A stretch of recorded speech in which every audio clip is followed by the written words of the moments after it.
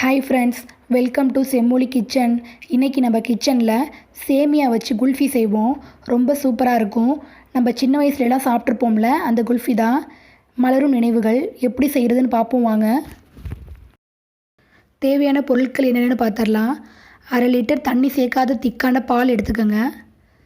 சேமியா நான் கொஞ்சமாக எடுத்து வச்சுருக்கேன். உங்களுக்கு விருப்பத்துக்கு தகுந்த மாதிரி கூடவோ குறைச்சவோ எடுத்துக்கோங்க. நான் நாட்டு சர்க்கரை எடுத்துருக்கேன். ஒரு 4லேருந்து 5 ஸ்பூன் எடுத்துக்கோங்க. இப்போ இதுதான் தேவை, பார்க்கலாம். இப்போ பாத்திரத்தில் 1/2 லிட்டர் பால் அப்படியே சேர்த்துக்கலாம். இப்போ பால் நல்லா கொதிக்கட்டும்.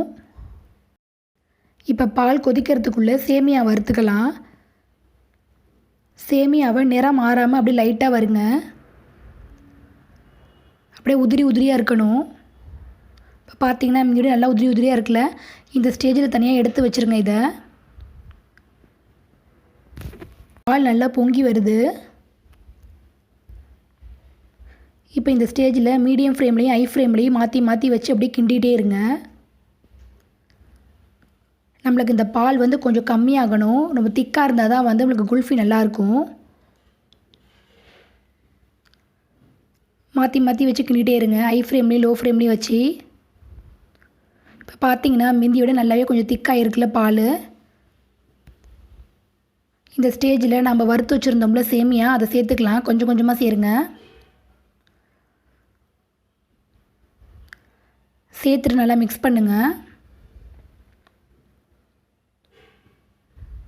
சேமியா நல்லா வெந்துட்டான்னு உங்கள்கிட்ட காட்டுறேன்.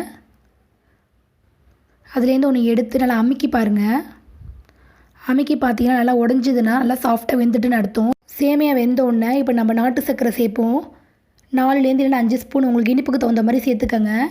நாட்டு சர்க்கரைக்கு பதிலாக நீங்கள் ஜீனியும் சேர்த்துக்கலாம்.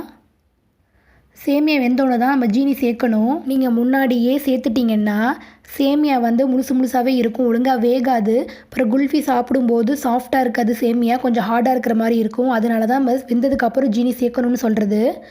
இப்போ சேர்த்துட்டு நல்லாவே மிக்ஸ் பண்ணுங்கள் எல்லாத்தையும். இப்போ நல்லா திக்காகட்டும் இன்னும். இப்போ நாட்டு சர்க்கரை எல்லாமே நல்லா கரைஞ்சி பால் நல்லா திக்காகிடுச்சு ஃப்ரெண்ட்ஸ். இப்போ நான் உங்கள்கிட்ட ஊற்றி காட்டுறேன். பார்த்தீங்கன்னா எவ்வளோ திக்காக இருக்குல்ல. இந்த ஸ்டேஜில் நீங்கள் ஸ்டவ் ஆஃப் பண்ணிவிட்டு இது ஆறட்டும். இது இப்போ நல்லாவே ஆறிடுச்சு. இப்போ நம்ம குல்ஃபி செஞ்சிடலாம்.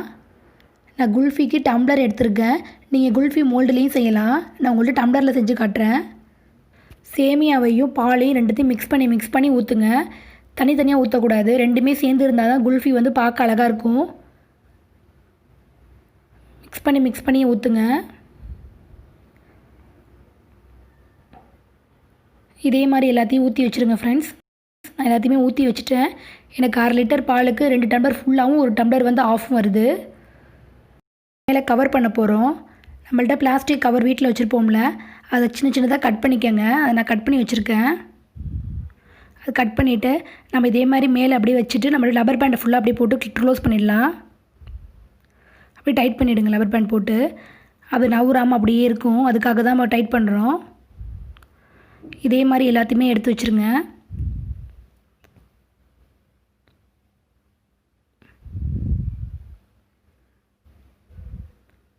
நான் இதே மாதிரி எல்லாத்தையுமே எடுத்து வச்சுட்டேன் ஃப்ரெண்ட்ஸ். இப்போ அதுக்கு மேலே நம்மள்ட்ட ஐஸ் குச்சி இருக்கும்ல, அதை வச்சு நீங்கள் அப்படியே சொருவி வச்சுருங்க.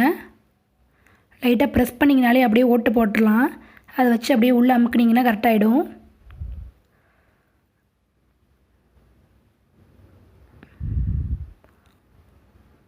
இது அவ்வளோதான் ஃப்ரெண்ட்ஸ். எல்லாமே ரெடி பண்ணிட்டோம். நம்ம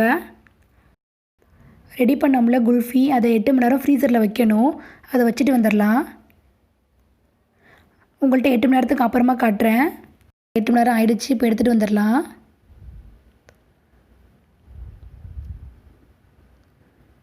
இப்போ அதை ரப்பர் பேண்டை முதல்ல அவுத்துடலாம். அவுத்துட்டு அந்த கவர் அப்படியே மேலே அப்படியே தூக்குனிங்கன்னா அப்படியே எடுத்துகிட்டு வந்துடும்.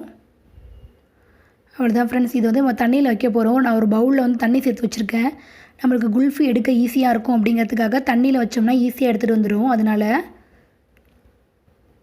இப்போ பார்த்தீங்கன்னா நல்லாவே லூஸ் ஆகிடுச்சு. இந்த ஓரம்லாம் பார்த்தீங்கன்னா நல்லா லூஸ் ஆகிடுச்சுல.